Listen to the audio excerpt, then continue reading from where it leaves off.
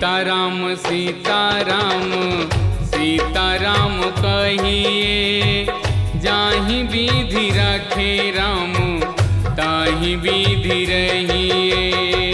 सीताराम सीताराम सीताराम कहिए, जाहि विधि रखे राम ताहि विधि रहिए। सीताराम कहिए।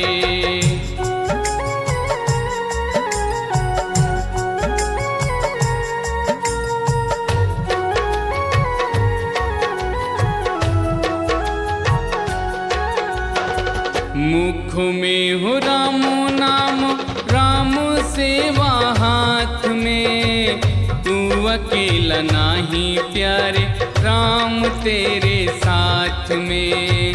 मुख में हो राम नाम, राम सेवा हाथ में।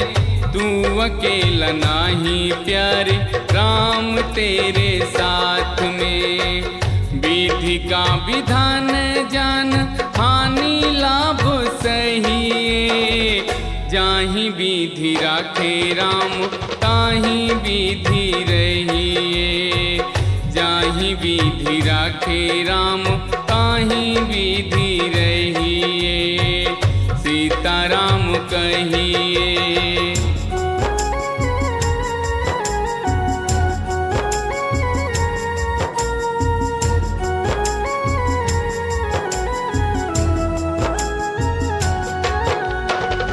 किया अभिमान तो फिर मान नहीं पाएगा। होगा प्यारे वही जो श्री राम जी को भाएगा।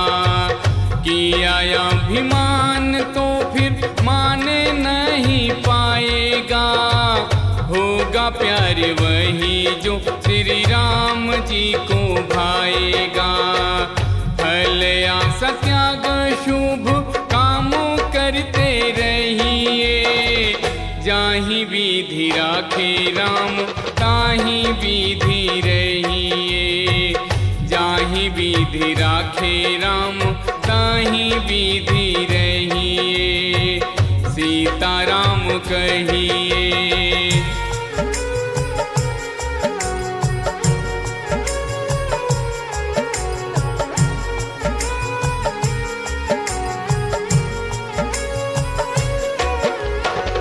जीवन की डोर सौंप हाथ दीनानाथ के।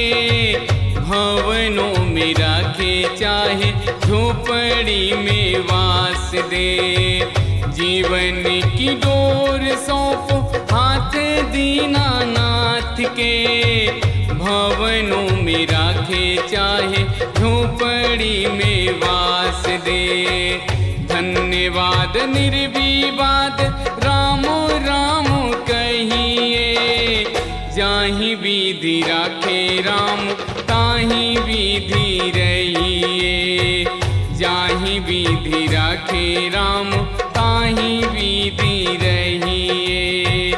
सीताराम सीताराम सीताराम कहिए। सीताराम सीताराम सीताराम कहिए।